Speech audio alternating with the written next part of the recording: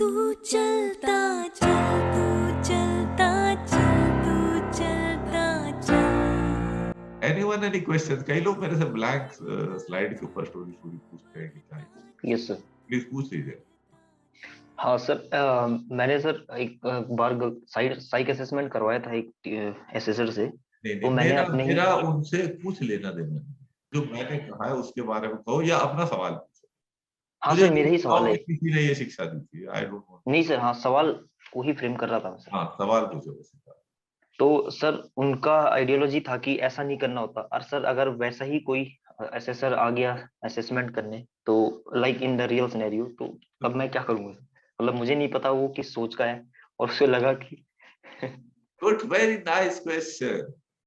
Why it is a brilliant question? Because it is totally against the philosophy of No Frills Academy, but it is your philosophy. You are more interested in finding out कि assessor क्या कर रहा है, assessor क्या खाता है, क्या पीता है, क्या सोचता है। मैं कहता हूँ उसको भाड़ में जाने दो assessor को, तुम अपना काम करो। ठीक है? ठीक है सर। तो मैंने आपको बात बताता हूँ कि मेरे जैसा assessor अगर कोई मिल गया, तो मेरे जैसा असेसर कोई मिल गया तो वो आपको अंग्रेजी पर टांग देगा। तो इससे आपको सबक क्या मिलता है कि चाहे आपको असेसर आपकी जैसी अंग्रेजी पे एक्सेप्टेबल वाला भी हो, तो भी बेटर होगा कि अंग्रेजी उस लेवल की कर दो जो मेरे को एक्सेप्टेबल है। ये यस सर, समझ में आगे नहीं मिलता। Yes sir, yes. तो ये आप कर लो तो वो दूसरे पे भी लागू हो ही जाएगा ना।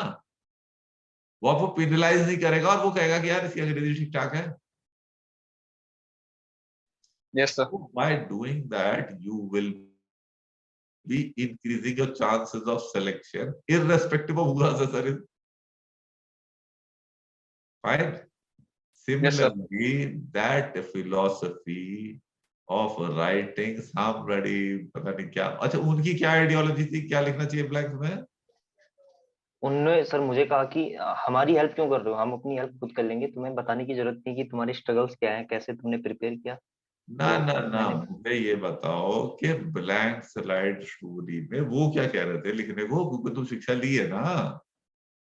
हाँ, शिक्षा तो सर वो गलती से ले ली थी। वो तो चल उन्होंने सर कुछ, कुछ तो कहा होगा उन्होंने यार, अब छुपा क्यों रहा हाँ था, सर, मुझे बता। हाँ उन्होंने सर बोला था कि कुछ जो तुम्हें वहां पे दिखे उसी पे बनाना, घर से प्रिपेयर करके ना जाओ, और जो तुम्हें वहां पे कोई एसेसर दिखे उसी पे बना दो, कुछ ऐसा कह जो रहे थे। असेसर दिखे उस पर बना दो। हाँ सर, मुझे इतना याद नहीं है क्योंकि मैंने उनकी बात को सीरियसली लिया नहीं। चलो तो कोई और इस पे इलेबोरेट करते हैं, क्योंकि मुझे भी कई लोग ऐसी ऐसी कहानियां सुनाते हैं। हाँ भाई, कौन जितने काफी कोचिंग कोचिंग लिए कि क्या Sir, कहते हैं? this is nothing. I had interacted with an ex-AFSU psychologist. अच्छा, So for the screening part in the PPDT, sir उन्होंने ये कहा कि तुम्हारे स्टोरी में अगर फैक्टर 4 दिख रहा है, so irrespective of how good or bad your OIR is, you will still be getting screened in. अगर फैक्टर 4 दिख रहा है तो। फैक्टर 4 क्या है? अरे तू छोड़ यार फैक्टर 4 को। तुम फैक्टर को चक्कर में मत पड़ो। तुम मुझे ये बताओ किसी ने क्या बताया ब्लैंक स्लाइड के बारे में, उसको डिस्कस कर लेके खत्म करते हैं अभी। ऑन रिकॉर्ड रहेगा, मैं बता भी दूंगा यार, यूट्यूब देख लेना। मेरे को परेशान करते हैं लोग कि किसी ने ये कहा, किसी ने ये कहा। पूछ लो भाई, कोई नहीं शिक्षा लेगी ब्लैंक स्लाइड की। Yes, sir. हाँ, I was told that the story that you make on a blank slide should be related to your life. चलो तो अब ये तो इसमें आ गई, जो इसने बनाई तो ये तो वरुण की एक्सेप्टेबल हो गई यहाँ। चलो और क्या बताया किसी के अकाउंट में? सर मुझे एक किस्सा शेयर करना है मेरे एसएसबी का, जो शायद काम आ सकता है बाकी। बिल्कुल करिए। सर क्या हुआ था, जब ऐसा होता है कि 15 सेकंड्स हमें ऑब्जर्व करनी होती है पिक्चर को। तो जब ब्लैंक स्लाइड आई थी, मैं सबसे लास्ट में बैठा था और मेरे साइड में साइकोलॉजिस्ट भी बैठा था।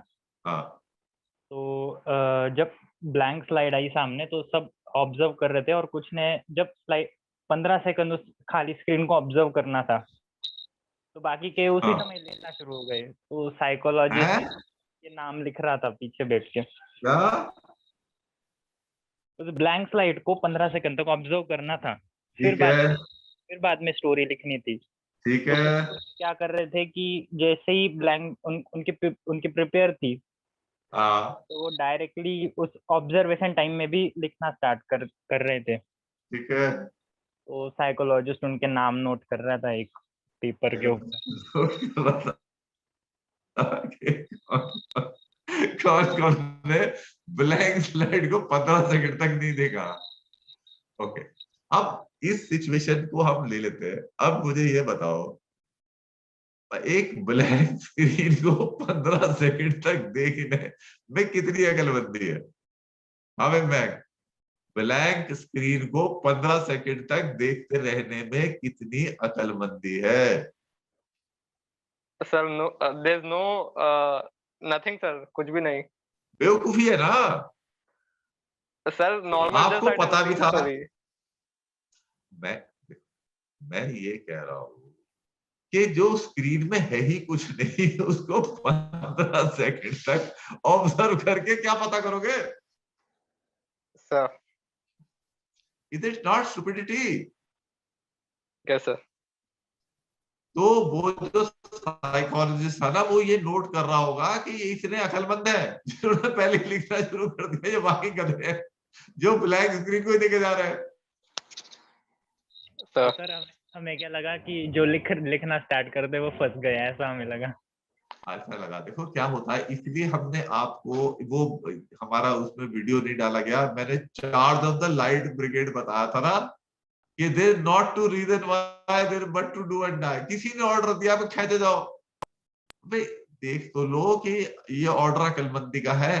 उन्होंने साइकोलॉजिस्ट ने कहा कि आप 15 सेकंड से पहले लिखना नहीं है, तो ये ओके रूल हो गया, 15 सेकंड से पहले नहीं लिखना। आई एक्सेप्टेड पॉइंट, ये रूल है। 15 सेकंड तक ऑब्जर्व क्या करोगे ब्लैंक में? कुछ है ऑब्जर्व करने का? नहीं सर। तो जो आदमी ऑब्जर्व करता जा रहा है, उसे 15 सेकंड से बड़े ध्यान से देख रहा है, तो वो अकलमंद है या बेवकूफ है? हाँ अमित, आपकी क्या राय है ऐसे आदमी के बारे में? सर मैं होता तो मैं नहीं देखता सर, मैं तो मुझे पता होता ब्लैंक है तो मैं देखता ही नहीं, क्या देखना था सर। तो वो क्या, ये कोई अकलमंदी हुई क्या उसे 15 सेकंड तक देखना? नहीं sir. That's what it. Anyway, तो ये किस्सा इसने डाला, चलो of whatever it is use, ठीक है। Don't get bothered bye such thing, fine. नाम नोट कर लिया, वो तो वो फिर ये वो चीजें होती हैं कि यू नो रेलवे स्टेशन से ही जो आपको लेने आता है वो ही आपका असेसमेंट कर रहा होता है छुप के, तो ऐसा कोई असेसमेंट नहीं होता। Fine, okay, let's move ahead.